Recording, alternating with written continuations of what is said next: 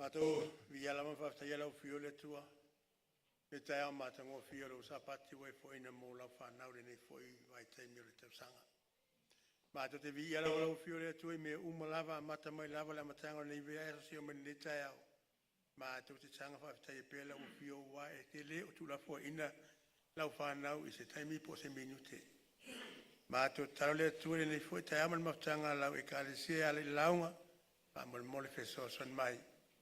Ya ia lau fio ale o mātou. O sua fa Yesu. Amen.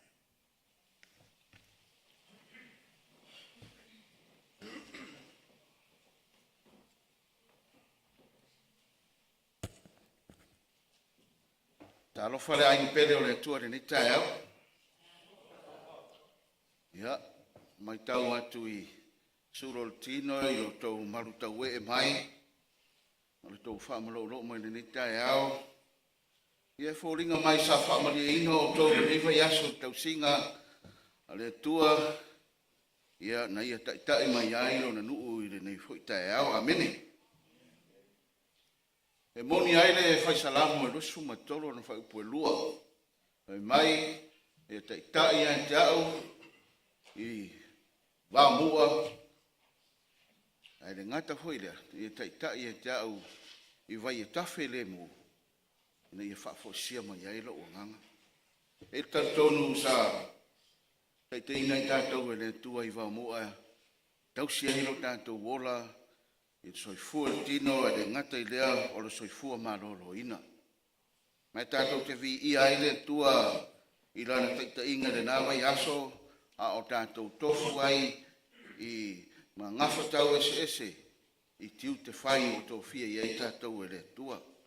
Ai le ngata i lea, pei mai, na i tai hoi tātou i vai, e tawhi le mu. O vai e le manau mia ai, e le māmoe se leo māmoe, a wafo i ei le fi le mu o le tua. O lo i ai, le ango le leia le tua, e nate mai ai le tō fi le mu i a te tātou. Mai, a vea ai lo leo i le nita e ao e whai mafonga tau mori, i mātou nei lunga le whātai ma mori atu ai, le a ao wha mawhanwhana, le a ao wha tālofa, ia i le a inga pere le tua i le nita e ao. Ia wha tālofa atu ai i le a inga o le tua mata mai tu e ina, mai se fo i le ao sinsino le karesia, o loo tu li vai ina le manuia o le karesia i le taimi ma le taimi, e ngata i leo nai tina, o talavou, ia mai se fo i o le whanau o tātou mafuta i le nita e au, vi ia le tua. Ia, e le ngalo fo i o na whatarofa i seitasi, o ma whai o na asiasi mai ma tātou whai tapu inga le nita e au. Ia, tau ina ia whamanuia le tua, i lo filifilia o le kāresia nei, tātou te tapua i whatasi ai. Ia, vea le tapu inga o se whamanuianga i le ngata i a te mātou, a o lou a waifo i le nita e au. Ngalo fo i ona whaatalofa i le Failauga ia leo le au wala mai ai le fina ngalo le tua mo i tātou le nita e au, sunga le toi ina ia Lotonoa, whai eiro lima whai maao le kāresia, Failauga ia i le tātou tofi. Ia, whetalaing fo i a tautai, ho ia o le atu i matangi olo, e mori maluia o tātou manaonga, ma tātou whaaftai, i lumo le tua ala i taula i te talo. Ia, whamanuia le tua i lau tapo inga le nita e au, a o le a tātou tūlai ma whaamatalia ria Sauniga, ia i le pese wailunga whaaftai.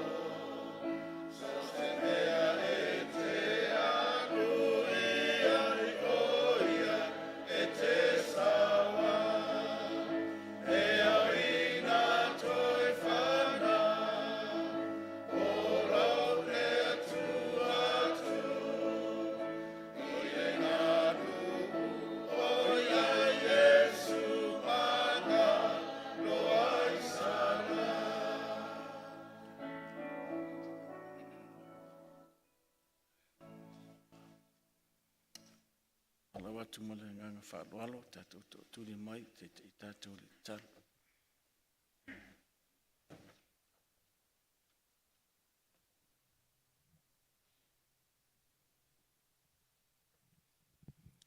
O mātou tamai o le langi, e pa ia lava lau suafa.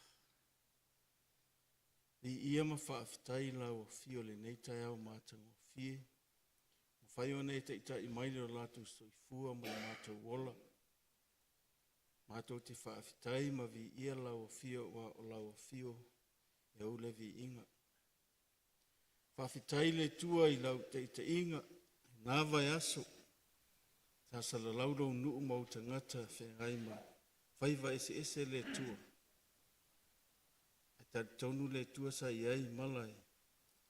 Fia wha umatia se o mātou wola. Le nei tai au le tua le leo le alanga o le fia. Leo le alanga o le whaafitai ma le whaamanu. Malo pule ma longa le lei whaafitai a lofa. Whaafitai le tua le nei sa pati mātanga o fia. Whai ona mātou maua. Mātou te watu elevi inga i la o fio. Ona ua malia o mātou loto. I mea uma ua e whaia mai ta pena mo i mātou. Whaftai le tua le aveo e mo mātou tua. Whaftai a Yesu lo mātou ori i mo lo mātou whaola. Le na whaia tongi ola mo mātou angasala. Whaftai tele lo nganga pa ia.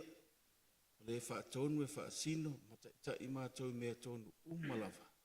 Ia ona mātou sa vali e tu sa malau whina ngalo. Ina atu lau o auna.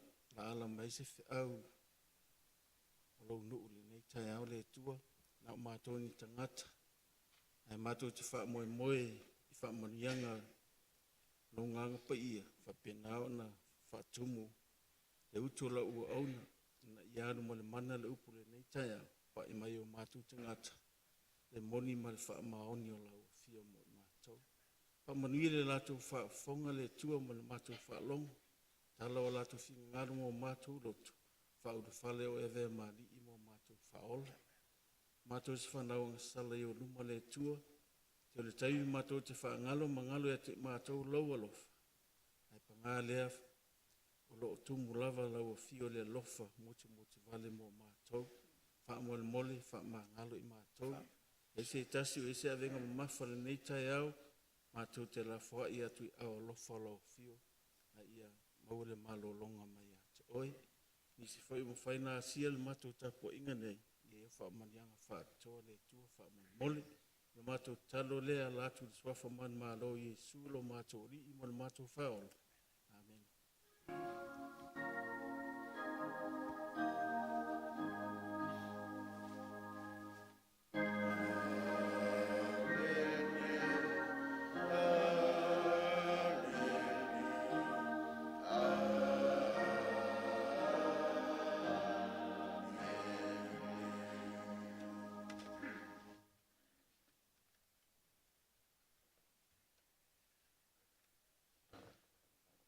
Wala watu le whainga ruenga mo le whapopoina, whamaupopoina o surua i mtauran.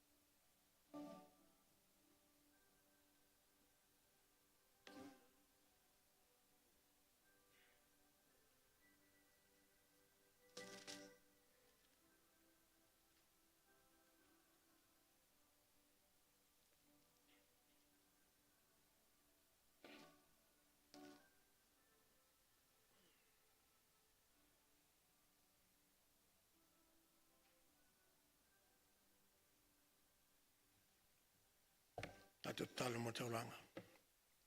Whakatelo mātou tua nei whutai au o mātou iai tono lo maan malu. Tutu lai fo ia o ona ma whainga taulanga lo nuu a mese se furua ina e whatonu i whapoi. Whakatele le tuelu wanga le lei, ma losi ma leolan whana maua, e ma losi e o whatino ia o nanga mo wai ia mātou se len.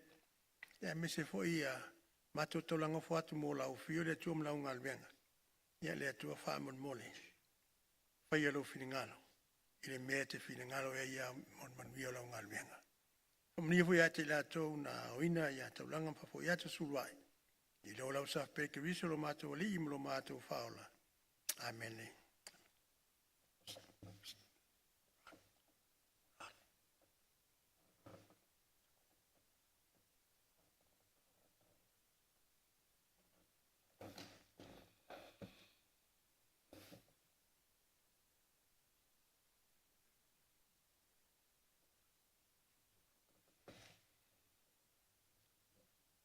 Pai tauina la fiaung pa ia ne tua.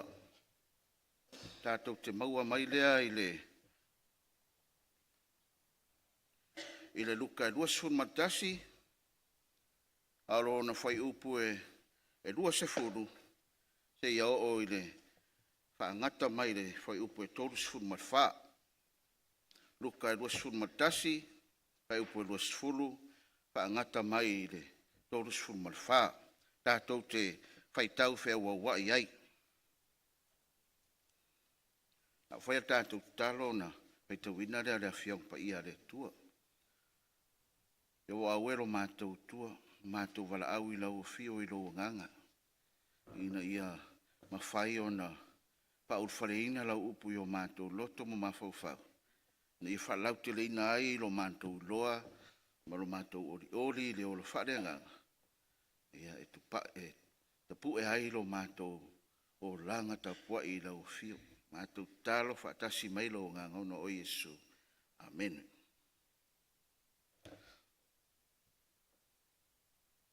Ai loa e o tau ua si o mia i Jerusalema i au o le taua. Ia o tau i loa i lea aso ua lata lona whaatafuna ina.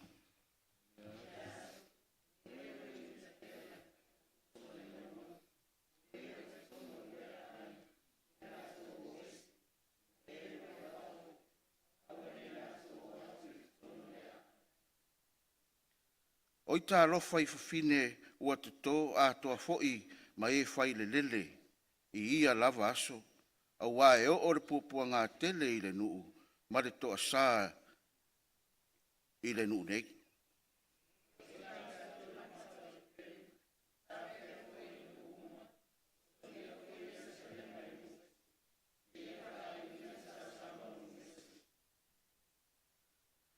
E ai fo'i whailonga i le la, ma le masina, ma fetu o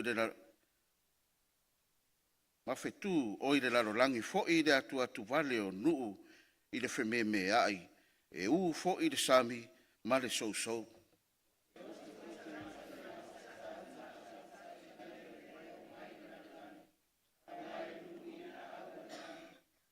Ona i loa atu ai lea e i lātou o le atari o le tangata e sau i le ao, ma le mana, ma le mamalu tele.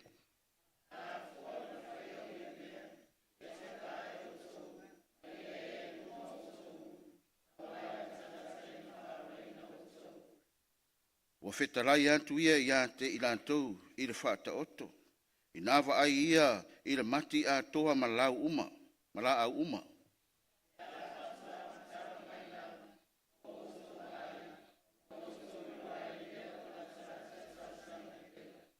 Ia whapea fo i outou, pe ai loa e outou ia mea ua whaia.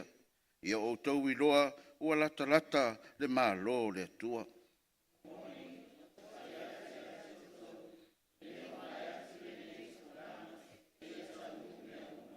Tātou whaitau whatasi le tōtoru ma tōruwha. E mawai atu lava le langi a toa ma le larolangi. Pe i tai o au upu e le mawai atu lava ia. Ia outou nei wha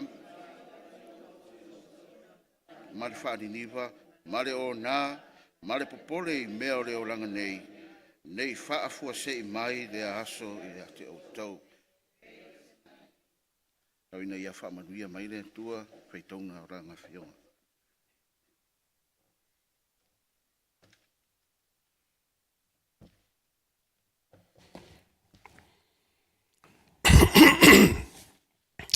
Tu se lua tātou launga I mole I le tusi o le o Peteru. Mo Peteru mta upu wha, ia lono whai upu fitu whangata mai I le sul matasi. Na tātou te ai whatasi iai, ia ma tātou whaitawina whatasi, ia le nei fwoi mata upu au mai ai fwoi ia se whiau I langolango le tātou tusina whaitawina. Ma taino mta upu wha, lono whai upu, mo Peteru wha, whai upu fitu o I le se sul matasi, ia ua maua, ia tātou whaitau whatasi iai. Wala ta maile ngata anga o mea umalawa, o le nā, ia whau tau tai, ma ia mātāla o tau malatatalo. Ia mua I mea uma o na maua I o tau o le alofa nau, le tasi, a wā o le alofa e ufiufiai anga sala tele. Ia o tau talia man o tau malele mui. Ia taito o tasi au auna le tasi, I le alawa mea. E pei ona maua e ia mea alofa, e pei ona nau I e pule, e le lei, I le alofa tu noa winga ese. Ai a whai e tau tala se tasi, ia tusa maa fionga le tua. A whai au auna se tasi, ia tusa ma le maa losi o fua ina mai e le tua. Ina e vi ia le tua I mea umlava, ona o ke ris, ia te ia le vi inga, ma losi e whaavavau lava, amene. Haftai, tai le tātou ainga fo I mole so son mai I le amtango le tātou launga le nei fo tu la tai au, ia au le I amataro ina le tātou launga e momo o na whaftai fo ia le au whenga luenga lunga nei, sunga to ina ia no le lei, ia matau tai, ia wā fo ia le whatai moina o le tātou maftanga I ala I le launga. Ia ona o tsauni sau lunga launga e mus mai lo fofotua pa ai ni ngalo faftai le kale sia mo pese. E te o te ngia ta ua. Ia o lela, ia faftai te le to lava tatu kale sia. Ia mo pese voi pe ona sa tatu fatirina foi I le ulo yasun tunai e tu sa I le fa moe o se tatu malo le tu tasi se tatu malo sa mo. Tai lango ia whaftai foi ia le tino ui whai o mele lei. I mate minatu ia. E malolo tata o pese I le vaiaso nei. Ia mal vaiaso lea. Ia le vaiaso ntua. Ia tu amata futi tata o pese. E wane ia se tia. E tu e sui e se mai mata tata o pese. E se mani ia tata o pese. Ia. Tatu foi whaftai ia le tatu e kalesia mo le tatu mautanga le nei sapati ia a e o le au fese talo. Yon amatelo tātou launga. Mātou via lawa le tua lau fio, le pongai o mele le uma. Nei fo I tula le tai au, la tula I fo I whasoa se upu nei whaero mai, ina ia whapea o na whaamalo si elo no. A mātou iai fo I teimi lata pe o na mātou ai o whailonga nei whaelo mai. O mātou mautino o lata lava lau fio. Mātou tale tua ia, fisosan mai, whaamalo si lau ono vai ma le whatawaa. Ina ia long mali e fafong angalo e kale sia I lau fionga le tai au. Famani e fafong angalo no, pe se foi la tolo fafong mai lungo pe ta fai langi le tai au. Ia o tele famani anga o lo mato matai. Fafte tele Yesu. Amen. Tole tato loi tu si fai tau na tato mai tau binai ia le. Fotuanga Yesu fa ina tilon au so. Pe hao ina tutupo ia mea. Ia nungo toulu. Ia tau ilo lata no whatafu no ina Yerusalema. Mai ile wha oina whetala inga Yesu. E tau mai a te tātou. O whai longa tutupu le taimilia. E tutupu fo i le unga. Nera wha mai refo tuanga a te tātou. I le taimilia nei. I te whai botosu mare wha mai o tau. Wha maina o tau loto. Ma le whani niwa, ma le o nā, ma le pole I mea o leo langa nei. ne I whaafua se mai le aso I ate o tau. O le au tūle nā o le tātou launga le nei tai au. Ina ne I whaafua se mai le aso I ate o tau. Ma tai upo a tusi whatau e lua, tusi o Peteru. O lo e whamtiranga whapei whai upo e walu, upo e fitu mai whai upo e walu. Me a uala ta maile tau sanga, a uanga na ta maile ngata anga o ia mea umalawa, o le nā, mua, ia whau tau tai, lua, mataala, tolu, tatalo. Whai upo e walu.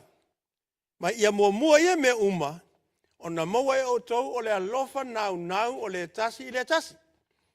A wā o le alofa, e ufiufi ai, ang sala e tele, o le autu na tātou launga le tai au. Nā tu le tai au ia, talo le nganga le tua I Efesosan mai, ne I whapea o na whaowina ia le tātou mautanga ia whaowina I le tini e pei o na whātu langaina. O le e tolu ni ana mei moanga, na iti lava o te mana o ina ia, ta iei le tātou mai moanga le tai au e tuse le tātou o tū. Alofa nau o le tasi I le tasi. Te nao ine tātou tutulia I le winga o le tātou launga le tai au. O le mai moanga mua. Tātou te moa I le mua le Samuelu. Helo tus paia, ia livro tus paia tusi. Mua Samuelu lom tapu sumal valu. Mua Samuelu lom tapu ese fulu mal valu. E te maua I nā le maftanga a tā vita ma Yonatana. Sun malvalu e o luas fulu. Pamai elo roi whamtalanga po le rai upu o le tusi o lo iai. A elo tus pa ia na tātou whaita whatasi mai lel mo musa me sul valu a mo mua i o whai upu lima. Tātou ngā lui whatasi mai tātou launga neta ea whamulmole. Wa mua sa melu tapu su malvalu foi mua o le so ipo lima a mo fa tau.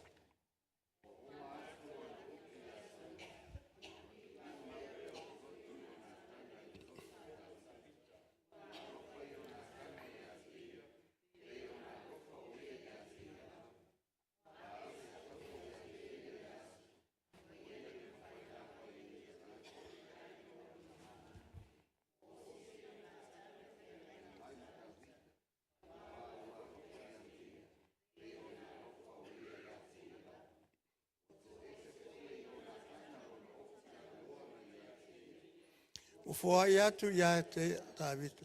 Malana of tino, a toa malana pelu, malana ufana, a toa malana fusi. Walu Davita I mea uman awina ia e Saulo. Wa faa utautala na mio, ua to fia o ia Saulo e pule I au. Ua fia ia te ia linu uma, a toa au na Saulo. O le whamtaranga le wa o mai I mo I tātou, ua alofa Yonatana ia Davita, e pei o na alofa o ia te ia lava. Pamale whamtaranga ina wa o matu upu a Davita ia Saulo, o na pipi I le loto o Yonatana ia Davita. O le whai tau lea, pe a Vaasili ifo, wa lea na tau mai a le whai tau, wa pipi le loto, a le lopo a upu. Ai whai tau le whai unga le whai upu, nu tau pasuma le fitu, o lo iai le whamata le whasauta I ngā Saulo ma Davita. Ina ua fōi mai Davita, wa umona whātou I la loina Filistia. Filistia le nao e tau ma Filistia, watu whāse furu aso ele iese tau anu whaia. Ai sea, o taimi umala veo se whai koli ate I whawhamata walau mai a Israelu, o na ole Israelu lafi. Tau mai ate I tātou, e iai fole mafuanga na rea tūre iese lo nā tari, e asile au, le singa tau le nā alipo wheo whainga iai. Fase furu waso le se mo tupu. Ona famele o Saulo ia Natanielu. Se atali e o ai ia le tama. Wa fo I mai le au tau. Wa longo ala Israel. Fo linga mai. Ele ialu Saulo le taua. Ina wa fo I mai le taua. Ona famele o Samuel le ia pineru. Sole, se atali e o ai. Ia le tau le lea. Ona amele o pineru ia Davita. Saulo Davita. Ona talo Davita I lumo o Saulo. De la ia il whamtalanga lea. Na Vaasili leo Saulo ia Davita. Ai e sole Sotama. Tatali e o ai oe. O na famele o Samuel o yo tabita. O au o la tali i o lau o ona o Yese le Petelema. O upula aia. Na wha longo i Ionatana. O na pipi e le loto Ionatana ia tabita. A i le mea o teimi lawa tasi. Famele famtalanga. I teimi umalawa na ia Ionatana i tono le malu, i tono le maoto tupu na wha auta o ia i me uma. Whautauta o ia i me uma. Aisa, e le talitonu wina e Ionatana i malu ia i tono no whanga lea. Nei loa Ionatana, o lo ia le fili, i tono i. E te tau ona ia mataala, ma poto ai. Pamela whamtalanga, o whaatino i ia le alofa o Ionatana ia tawita. Wa ave eran of tele, o watu malana of tino, ave malana pelu, ave malana aufana, ma watu malana fuspa. O mea o maia, sa pui ai, ia le tino mo le ola o Ionatana, wa ia fua ina atu ia Davita. I fai upu lawa sumatasi na mta, upu nasi fulu malivalu. Fa male famtalanga, au yalo tuspa ia fatau mai.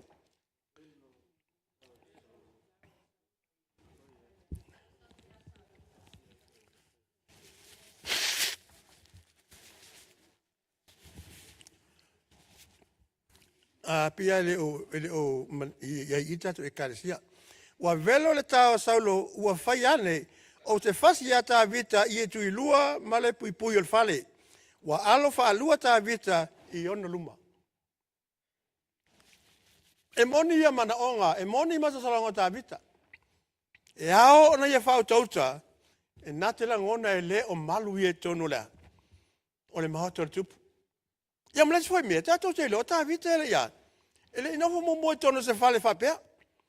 Lona ia, no fuanga ma lona ia te tonunga o le tonga vau. Inofo ai ma moe ma, o lato o fie ai. Na iei masa salonga ta vita, e le fina ngalo saulo, e nofo i ona o se mele lei. Ai ua iei loa, walu ese le ngango le tua ia te ia ua ia ta vita. Ona famela vai upu lusu ta lusu fulu. E po lusu fulu ta se lusu fulu mo moe o tolu. Mo moe o tolu foi upu lusu fulu. Ya tato fa tau fatasi. Ona sola ile o ta vita mai na yota irama. Walu mafai atu i luma o Ionatana. Se ale mea ua e faia. Se a fo i la uang sala po lo se i luma o Lotonoa. Ina ua ia sa ili fasioti ia te au. Ona fai mai leo i ona ia mamao lava, ele oti lava, whauta, ele whaia e Lotonoa se me tele pe i titi foi. Ai na, e Lotonoa le nei mea ia te au.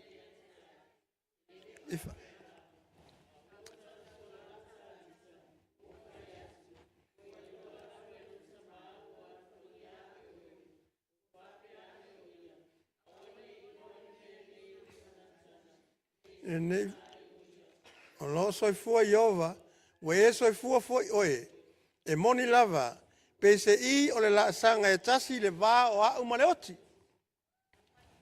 E oe, na tupu i le mta upu sumal valu, a le foto a wha ai loa e ta vita ia Ionatana mta upu luas fulu.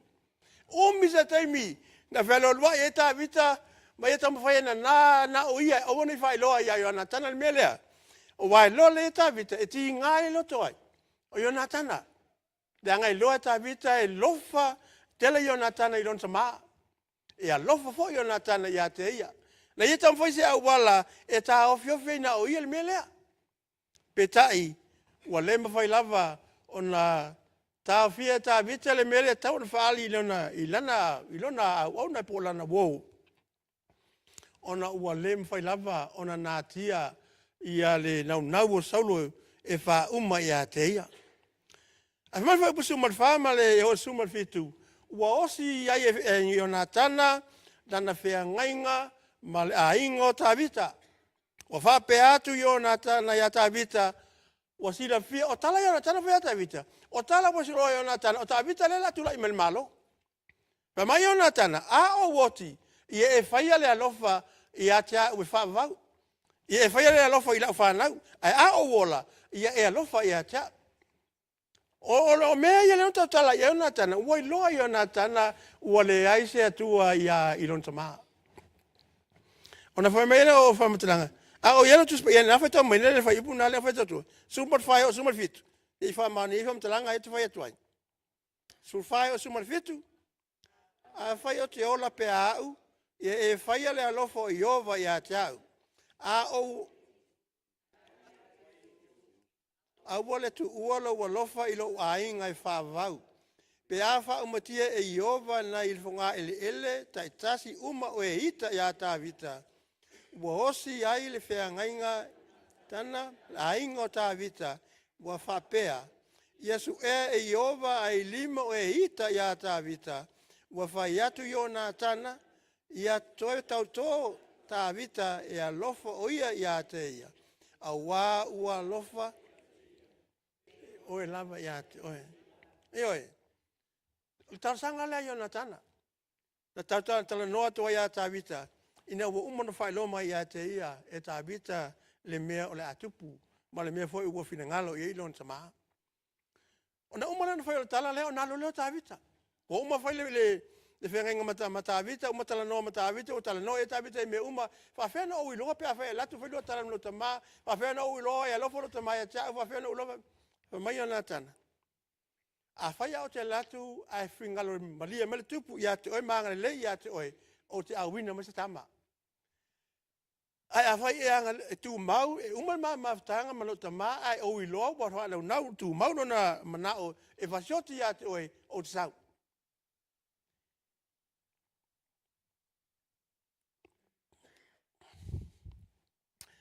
Si mawhtanga ina whaingata. Pero whai mai ia, Iona tana. Ua lofa ia tā vita, e pei ona lofa o ia te ia. Alofa nau. Alofa ia i a te ia. O umon whaia e le. Le whengainga mal aingo tā vita. Pa toi whamanatu e ta Iona tana i a tā vita la whengainga o umon no sia. O nā alua lole o Iona tana.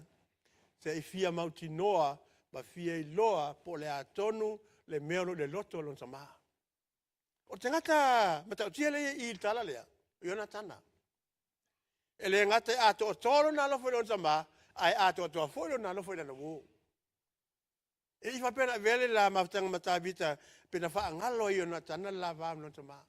E le itali ton wina, po le ale lofo Iona tana i a tavita, e le itali e ina Iona tana se tala a tavita e whatatawi lon tamaa. Ta tonu a Iona tana lon tamaa, ta ngata lei. Tata whata whai po tosu matas, ngata tosu mat whawha mun mole.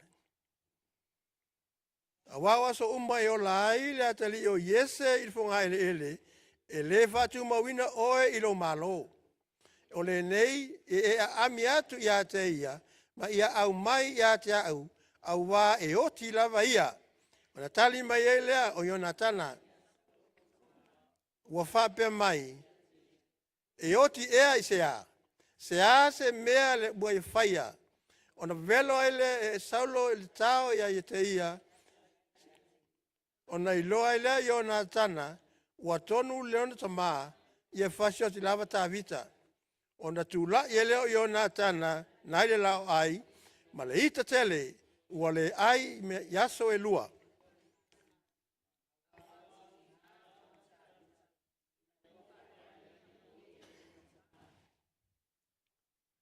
Ta ua tala. O whātata nuina tā vita le meu tupu. Whainga tāone Italia. Ina ueloa tā vita lama ia saulo ia te whasioti. Martala te spaia. Nalu ese leo tā vita i lumo saulo maraita. Ai no whamaunia i o nā tana o loo lama saulo e whasioti a tā vita. Pamai o nalu ese le o ia male ti ngā. Alu ese me ti ngā. Ese maraita. Aisa. E le te tonuina i ona tana i se me fa pe non sama, le loto non sama. Al esa mare lau na sauni o la falita sama. Ele i ai yaso e lua. Se ia mawangana, se ia to e maua la maftanga. Malana wo. Foi po fasu matasi o fasu matolu. Mo fasu matasi fasu malua, tatu fata fatasi. Walu le tamba, ona tulai leo ta vita na ile tuitonga. Wa fa pa u fa o ile ele, wa ifo fa tolu, wa sa ua feta ngisi ila ua o ina Vaasili o ta ona fai mai leo i ona tana ia ta vita aluia male manuia a wa ua tau to ta ua mahau i le suafa o Iova e whapea e iai e ova i le wā o au ma oe i le wā fo i o lau whanau ma lau whanau e whawau. Amene.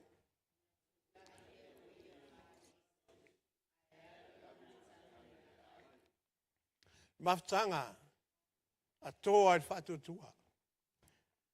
Toa i le lofa. Ma futa ia Iova. Ma vai ia Iova. Wa ma vai mal mauti noanga. E te a i la tino. Ai Failauga i le aso. O le toi fio mai o lo tātou matai. Te maftanga ina maftanga o fie. Me o tātou fo nei maftanga. O se maftanga i whangalonga taha. Mai moanga lua. Tātou te motusi o ruta. Tātou i loa tala. Tala o lo vilo e Cristiano me la spiritu. Se ainga, na tu ua lo lato fasino manga. Tu ua lato me to tino. Ai o ese, ona se whawhitau i la titi lava. Pei foringa mai ua whale lei le tau.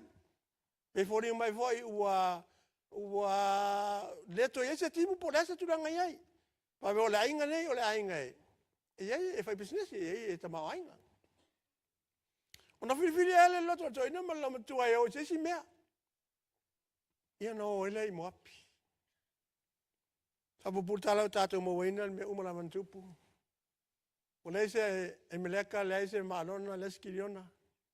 To Naomi malana whanau teine to lua o a vālana whanau. Ma se tasi asa whalongo ia Naomi ua siasi e o walonu. Wa to tele me ai i petele ema ma Israelu. Ona filifili o lom tua te foi. I o e whatasi mana whanau. Ua lewa foi lato mawhtanga me surta usanga. Tanon mawhuta ai manu foi. Wa mawhana foi mawhtanga Naomi ma na ian whanau ia. O repa mluta. O nolea. Wow, Failauga fifilinga lam tu wow. No le fa me o mamau pe a me sala pe sa por roi nei pe al por roi ben tonel sa valinga wo. Fasi mau. Ona te fa tu le tu ai na ia na fanau nei. Mai na foi. Mai na foi wa me uma lava tatu lo le tatu fam talina. Fa fam talanga ona foi le o repa, o songi o repa o foi. A songi ruta ma pi mau. Pi mau ia tu ia i tina malona. Ma mau le fusi le lomtua. Te ruta aua te fati ngā mai ate au ina i o tula wha i ate oi. Upuia. Aua te fati ngā mai ate au ina i o tula wha i ate oi. Ta te o lama ma oi. O le mea te alu e o te alu ai. E whailau o tua mo o tua. E whailau ainga mo lo ainga. O le mea te no whai. O le mea fo e te o te tanu e fo i maa. O le mafutanga ua le eise fufuanga e toi foi. Na alofa o repa. Ai lei alofa nau. Na alofa ai lei nau le alofa o repa. Tala masani o tato bo me umalava o te vi fai wina i el fai upule e tato fai fatasi fa mole fai upule se fulu ngata masuma lua sa ruta fa mole. Lua le ruta fai upes fulu fa ngata mai i le suma lua. Mo fai tau. On fa pau fa ole o ia, wa ifo to ele, wa fai atu ia te ia. Se ale me ua e alofa mai ai ia te au. Ma e sila mai ai ia te au. O au fo'i o le tangata ese. Ua tali mai po asa. Ua whai mai ia te ia. Ua uma ona whaari mai ia te au mea uma ua e whaia i le tina o lautane. Talu ina oti.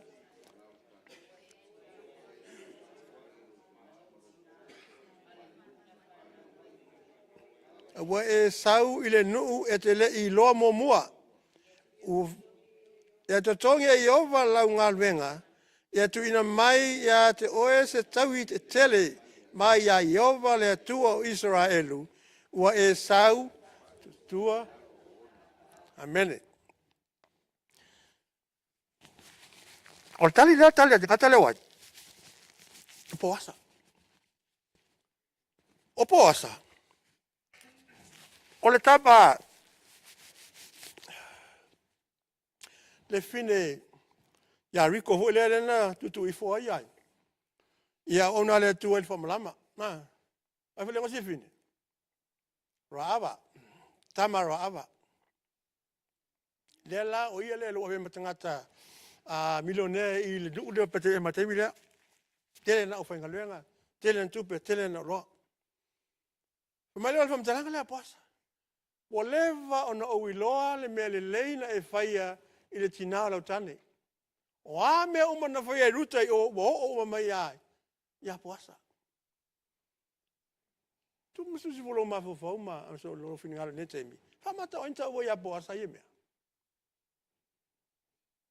Famata o inta o ia poasa ia mele le ia na whaia e ruta i o. Ele tatonua, pe a whai o Iova lena tatonu iai ruta ma whinawa to ia na o me o wana te tula fua ia te ia. O Iova lava lena ia whai lo ia poasa. Ia ne mea e te tauna ia whaia. Mene.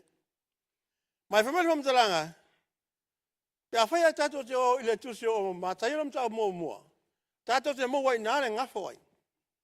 E ngafo Yesu. Malanga fo Yesu e fasu malua au ngā tupulanga. Mai a Abramo se e o teimi whanau mai Yesu.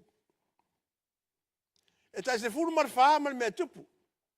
A surfa mai a Abramo tau mai a Tavita surfa. Tavita mai ta whea ngai Papania su marwha. Papania ngai whanau mai Yesu su marwha. Tu wata si fasu malua. Fasu malua au ngā tupulanga. A ruta. E numela se furu marua surfa mo mua. Toma tama. O meri umana i whaia. Whamanuia e le tua. E iai to tonu le ngafo le li whaola. Ia le li. Alofa nau nau. Alofa nau nau.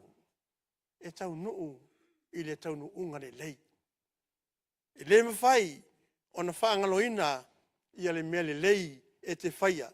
Pe e te whaia i lalo le alunga. Pe e te whaia i lalo le moenga.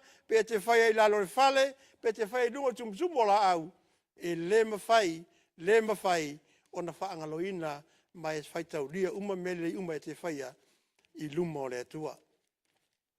O rutala, o le whawhine mo api, filifilia le atua, e avea ma le na te whana wina leo ngā tupulanga sifunu ma le loa. Whana wina i ruta mai apo asa iai.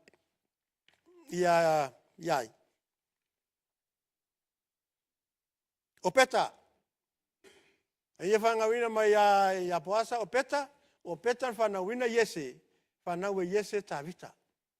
Tavita le tupunga mai le nafo Yesu. Mai numera suma luai ruta. O le tue le ke le whapito lana sila i on tangata. Mai maang mun muri. Tata mole tu se Ione. Ione Evangelia.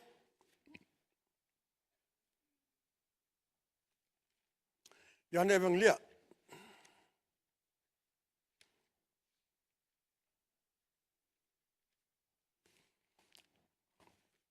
Ione Evangelia mta mo mua tato se mo tala fe mai wa. O liwile Yesu le vai avemba. Ma waina. O le anu mer mo mua o liu sin tangata le upu.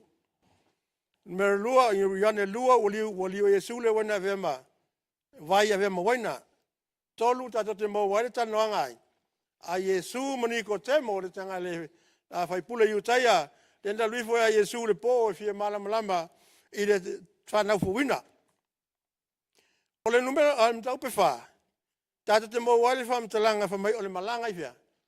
Kalileia. Ya whalau e lau mta lau tuspa i la tusi o Yohana mtau pe wha. Tata wha te whatasi mai wai mua mua. O le wha upe toru. O sila fia le li o whalonga le a whasaio e to tele so au whai a Yesu papa ti soina a to e titi a Ioane pe tai o Yesu e lei papa ti soina ia na on so ona tu ua le io Iutaia a to o le malanga i Kalileia e fōringa mai a tia o le malanga lea e le i fuafua e se malanga taimi lea ai faitau e tatu faitau i nei fōringa mai o whalongo Yesu o ielea le mumunga i tono nupo o ele le tala lepe o kiriva so le tono nu sole ko sa ngi ya Yesu uri alo ke le so baptiso ya ya so le levo ga ele ai kama ka nga baptiso o va mbatalanga ye tu pole veves tu so ele le langa le va Yesu ma Yohane le va so o Yohane ma so o Yesu le wala to tam fai eli ise me tu po se langa ya te la to la fo ton fai ora fa malo Yesu tato voia Kalileia tato voia Kalileia ano e pau na le me fo ia fa fitauli o le o ese ai o le si vai fa malo fa upa suma fa fa upa fa se fa tam fa upa fa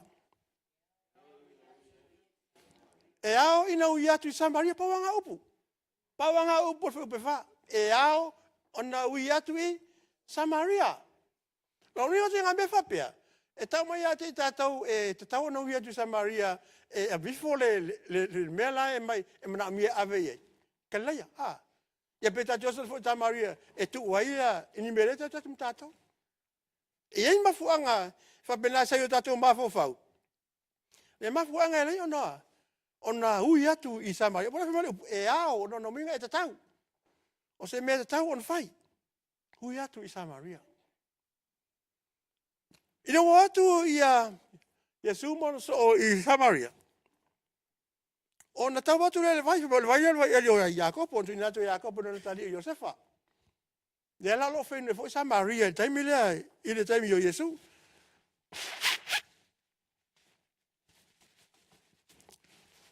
ona melo matanga o tu le lungo le vai ona no fa Yesu ai ona so ia i le taulanga fa tau a tonu on bafu angale nai no so i Samaria fa tau ni me ai o fia ai tombe mbale ala a fa malo matanga no fo Yesu ina e mai tau ina Yesu wa anga i mese fine wa anga i mese tangata e sa wil tu vai tanu mero le fine no fa tu le Yesu na mai se vai se win a mai se vai se win vai a fa malo tinal ne Yesu e fa me fa ne fa vai a tau i se vai ele fa ve ina ni me aiuta i Samaria tal mamla mo tato Silvia uma lava le kalesia ona fa atu le Yesu ana e lole o fa atu atu e mai a mo se vai o teinu ai po wa ole mai atu wa ole mai atu ia ona fo atu le ia atu ele vai ola o te ile a tonu tato te lo uma lava le meni la tole fa atu o le taimi mo le to ai ai le fa fine nei a Yesu o te mo fa wa si lai Yesu mai vai atu le fine nei i latino tato lo uma lava me fa pena a tono e se fa pe oi o le li ele pe fa fe la ke o fa me va kun va ke le masanga i de se fa nei a fa me fa mtanga le fine nei fa fe nei fa mai atu se vai we do le lava ele ai ni me fa ve i aiuta ia Samaria wa o le te o fin Samaria Melo Yesu, mai mau pe ana i lole o fai ati atu e. Po we e ole mai i ate ia. Ona vatule i ate ia, le vai o le ola. Ata le fini mfa peifo, au. Io fena te mo mei le vai o. Fa melo le fini le Yesu. E le se mea. E te fale vai. A fa fianza u kuai pa fa se be u kuai fale vai. E lesi me asi fale vai e ma wala la fo le vai eli. A o fe te o mai eli na vai ola. E si vie o lo matu te ma ya kopo. O le na ya o mai le vai eli na ino e foi o yam lan fa na. Mahana manu. Le fo matu fe no e matau. Ai fa fianza e fe mai ate ma o fe te me na vai ola. Vero le Yesu. O le fie inu le nei vai. Te fie inu. A le inu le vai o te watu ia te ia. E le te fie inu. Ai a vele na vai ma vai e punu ai te tonu ia te ia. E o le ola i wha vau. O. Wa mata na whalonga le whawhine le Yesu tanu noa tangata lea. O na whamaile le whine ia Yesu. Nā au mai ele nā vai se e winu ai. Ma ia awani o toi sau i nei. Ona famela Yesu. Alwe bala ulo tane. Alwe bala ulo tane ne to saule nei. O le fa Yesu alwe mai lo tane na lo mai le nei. Tatu lo tala al fine. E le sa wa. Le sa tane. Na yale fine ngalo Yesu. Le ta u le tali al fine. Fa mai Yesu. Moni le mea fai mai ai. E moni lau tala nai fai mai. E le ai sau tane. A to fia nai atu. To lima. E to lima tane nai atu oe. O le foi o lua whaatasi e teimi nei. E leo saua. E leo sau tane lea. Tana noa le alofa nau nau. O a lava to inga tari e tari mai pepine. E tamu whai lava Yesu e tari le mea lasi le fia le pepine. E alofa nau ina ia tau nuu se tau unga le rei. Pamela whamtalanga le whine, e rei sau tane, uma whai atu Yesu ia teia, o whamela le whine, o au loa nei la o el perfeta. Mo loa nei o el perfeta. Ai se ana lewa ilo umami leo te sa au whaia. Ia o tau a whaina perfeta. A wao matua sa ta puai nei tu al maunga. A o tau a whana tau, mai whamai le ai ele, ta poi si na Jerusalem mala tau na. Ta poi ai. Whamai le whine na ia Yesu. On whaiato leo Yesu ia te ilato, ia il whine nei. Tali tonu mai. E iai le taimi, wa o nei iai. Tu sa Yesu le tonu taimi nei. E iai le taimi, wa o nei iai. E tapua i ai, peto tapua i le maunga, peto tapua i Jerusalema, o lo sila sila Jehova, i le tapua i mai le loto, male, whamahoni. Uai mala ingo le tuare nei tae au. E leo tulanga e leo tau na iei le karesia. Tātou tapua i mai le loto. Whai e le loto a tātou whai unga, a wai sila fia le atua o tātou loto, ai le na o tātou tino i whafo. Ona whameleo le whine ia Jesu. Oh. Ngoi loa i ele mesia le whamesau. O le mato te whaatali ai. A sau le mesia na te whaali mai a te matou mea malawa. Ona whai atu lea Jesu le whine nei. O a ulava lea e tau tala moe. O a ulava lea e tau tala moe. Ona mai lona au so o Yesu foi mai lau whataunga. Ona muta lona nata na nga Yesu mai. Male whine sa Maria. Ona ala lor whine mata le whine whai Yesu i whine ala whai lon tolua e o mai. Ona ala lor whine, wale alu lon tolua, ai walu le ai. Walu le ai mwala atu, oi! O mai e tatou o se tatou wa ai. Pe le o le Mesia e lea o le Keriso, lea na tatou whatali ai. Tara ni melfai. Na mai manu. Fa melfa mo tala ngat pa ya wa, wi atua mai la tau. O se mai la tua ma mai. Pe moni o le Keriso le la to te fatali. Pe moni o le Mesia le o le Keriso, le lo tatu fatali. No mai la ia le pe fa ni tam fa tawina fa mumone. Vai upune fa uma. To mai fa mo tala. O mai le no uma. O lato uma no mai wharangonongo, wa le mana o toia, to tu wale mana e fa wale mana nga Yesu i kare ia ai mana e nofo i wale uma fi fa longo i le sua malie o le fa soa le tua e fa tatau i le ola e fa vau lato vatu lato fa no na Yesu fa lo Yesu le la tato nofo mo to Yesu e don so nofo le Yesu Yesu e dua mai lato e o ha fa ma losi ate lato ina e fa ma tulo lato tato nunga o le mesia le lato te fa tali ai o le o lato fa sanga Wai mala ingo le tua. Ile unga o le whainga mea a Yesu ma le whawhine Samaria. Le toa tele Samaria na toe fo'i uma i le atua. Ona le mo le mau le nei whawhine. O mai le tātou na unga lona whai unga e whapena no autu. O le alofa nau nau. E le whafo se ia mai ai le aso ia te tātou. O le alofa nau nau, e le whafo se ia mai ai le tofi mai Yesu ia te tātou, pe ona rapata ina i tātou le tusi o luka tau nei. E iai le manu o le tua le tātou mausanga le nei tau. Ona lofa slafo Yesu. Amen.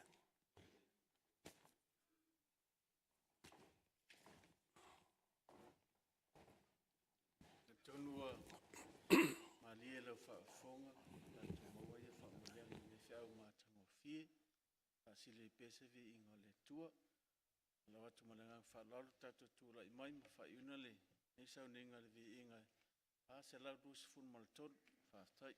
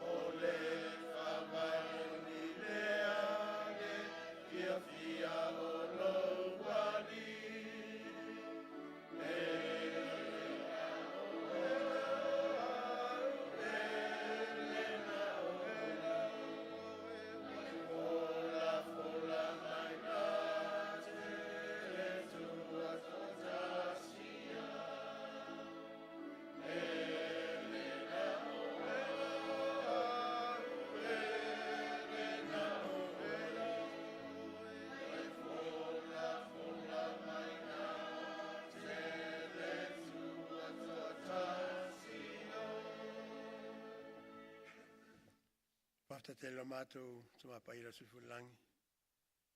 Lo mafu te ino I mātou ni fwoi tu la te au. Paftai mo lo fionga pa ia na mātou whasoa ai le tua. Ia vele ma luinga I o mātou o langa o mātou iai fwoi teimi tau whai ui o nei soi fuanga. Wa o mātou vai ia ua tafa mai ata o manuia. O iai fwoi le tatu nunga ua tau nu le tele o mena e whai lo mai. E tau nu le teimi o lo toi fwoi whai lo mai. Le te malo whai. E so son mai la mātou sa anu ninga man mātou tai penpenanga. Ina ia mātou iai uma le manuia ua e tai pena ina. Pa mangalo ni o mātou whale tono. Pa mangalo lau ona se mea ule ato a tola u fionga ne tai an whasoa. I lau lava soa peke riso lo mātou whaola ua ole matalo tuene.